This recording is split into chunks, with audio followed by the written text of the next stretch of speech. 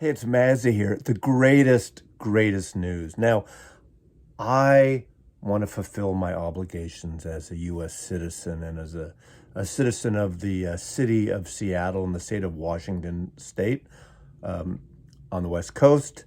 I had my first day of jury duty today. I was called in. I was a juror way back, literally in the late 1980s on a civil case, and I actually, it turned out to be a 6 week case. I won't get into the details. It doesn't really matter at this point. But I was elected foreman. So it was kind of like Norman the foreman. Okay, I'll leave it at that. But I went there today. We sat around. We learned about the judicial system, which I know a good amount. I mean, I watch all the versions of Law and Order, SVU and Criminal Intent and everything. Law and Order, bump bump. I know all the ins and outs of the judicial process in America. Not New York State, maybe, but California, Washington.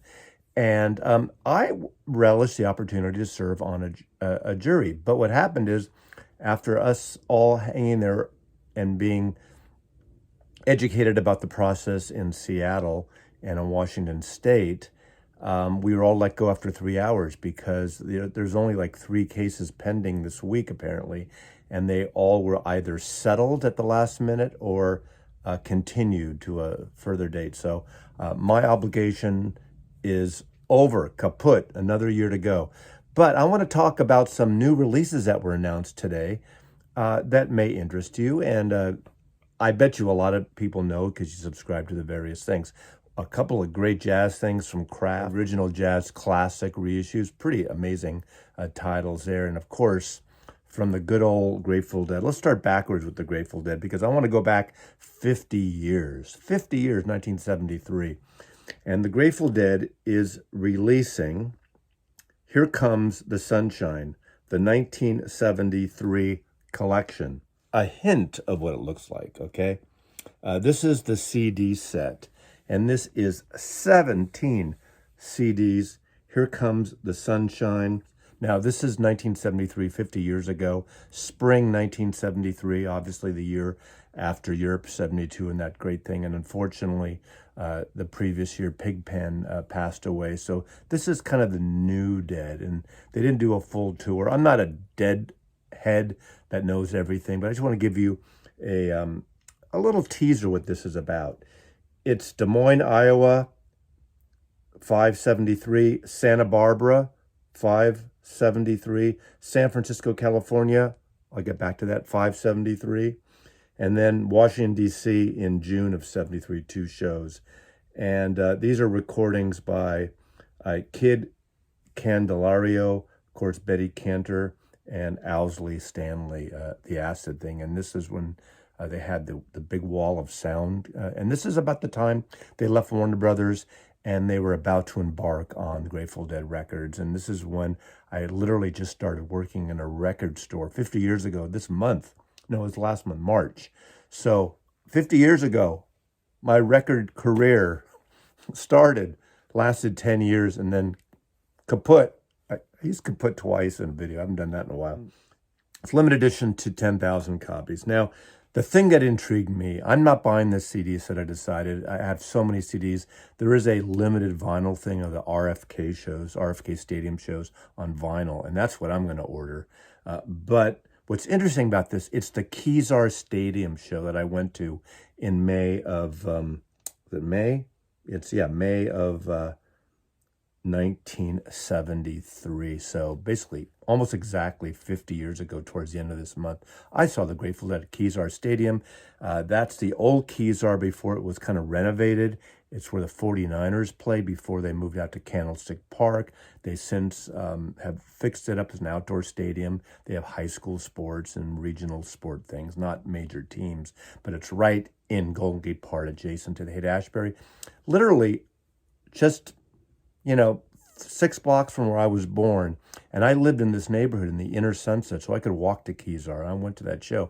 And the other cool thing about it, literally 2 weeks later, 2 to 3 weeks later tops, I don't have the exact date, I saw Led Zeppelin there at the same venue, Led Zeppelin at Kezar. That was the first time I saw Led Zeppelin. And after that, kaput. I'm saying kaput again. No more rock and roll at Kezar because the NIMBY, the neighbors, thought it was too loud and too congested, especially after Led Zeppelin.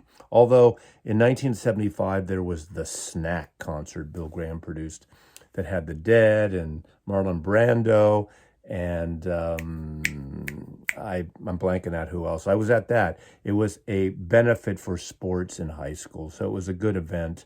And I went to that show with my girlfriend, but it was community-based. I think that's why they allowed it to happen. But I digress. So anyway, you can pre-order that now, 10,000 copies.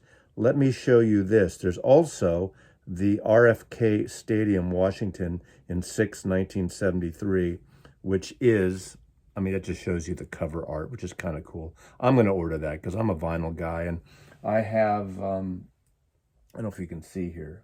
No, you can't see here. Grateful Dead box sets. I'm a huge Grateful Dead fan.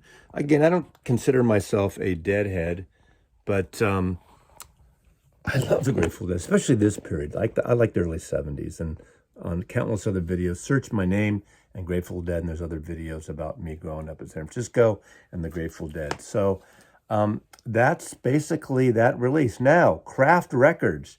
Kraft Records today announced something that people have been waiting for. There's been like teasers around the country of these. And as you know, the OJC, the Original Jazz Classics, this is amazing. It was an analog set. It was considered a budget set in 1982, 83 for about 10 years, and then it kind of continued on. But I think they released, God, how many hundreds of albums? I did a video and I showcased that, and I had those original ones that I sold for the Dizzy collection. But these are all analog records in the 1980s, mostly into the 90s, and again, and beyond, that Fantasy Records put out from Contemporary and Riverside. And I mean, artists like Cal Jader and Bill Evans and Thelonious Monk and Wes Montgomery and the Montgomery Brothers. And I mean, there is a plethora of really good material coming out. And Kraft Records, who owns all these recordings, is putting out and reissuing these all analog. And I am so excited about these. And a lot of people are really excited because you can get pretty much audiophile analog version of these amazing jazz albums that are around, I think they're going to be around $36, $38. I'm sure there'll be some discounts, but for a good, tipped on jacket and well-pressed records, we think. Kraft has been, I've been pretty happy with the Kraft releases I've gotten. I think it's going to be an exciting ongoing series.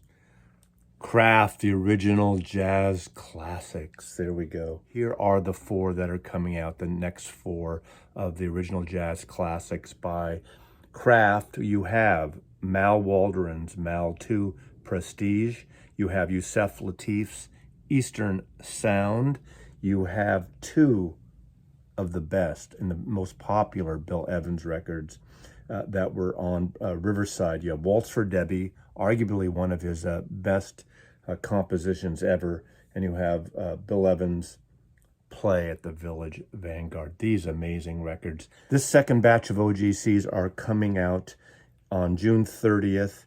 All 4 albums will be available then, and this will follow up the initial releases of the Thelonious Monk and the John Coltrane out at the end of this month, May 26th. Those have been previously announced, but you should be very excited about this series. This is like 6 now that are coming out. You can get them all. You can get one.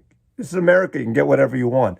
But my guess is these are going to be really, really wonderful recordings. Kevin Gray cut them at Coherent. 180 gram RTI, tipped on jackets. The usual, as my people say, chazarai, all the garbage thrown in a good way. These are great records. So be interesting. 33 1/3 Those of you who purchased the Analog Productions Bill Evans box, that huge box, I have a copy that I sort of inherited from Coffee Dave from the last pressing, not the recent pressing. It is so good, but it is 45 RPM, and I go hot and cold with 45. Hopefully this will continue, and eventually these OJCs, Kraft will put out all the Bill Evans thing. Isn't that great? It's an amazing time for new jazz fans and old jazz fans to get really well-pressed, all analog records. If it sounds good to you, that's all that matters. But this is an exciting series, and looking forward to see how it plays out with Kraft. And I mean, I still haven't had a chance. I have a video coming up over the next week or so on some 10-inch box sets, actually, ironically, that Kraft has put out over the years, including the most recent one of Bebop, which I love. But I have probably 5 or 6 Kraft related jazz box sets, 10-inch, that I want to kind of put together and do a showcase on. So anyway, that's the news today. No more jury duty. Again, I would have represented Americans and done my due diligence on a case, because that's what it's about, you know. And again, I enjoy the process, and it's not a perfect process, but you know, I learned more about biases and unintentional biases that we have. There was a whole psychological video about biases and not unintentional bias that we all have, and we have to kind of throw out the window when we're you know, judging a case, judging our peers, and based on the evidence, not what we think about a particular person or style of people. We have to wear hats. Anyway, thank you for watching. So I'll be jumping into more videos later this week. Cool releases, Grateful Dead and jazz. And remember, was it the late 80s when Branford Marsalis played with the Grateful Dead, 89, I think. And that's a cool one, too. I mean, that's, you know, proggy, jazzy, Grateful Dead, psychedelic. They've done it all when they're in tune. Thank you for watching. Mazzy loves you. I'll see you soon.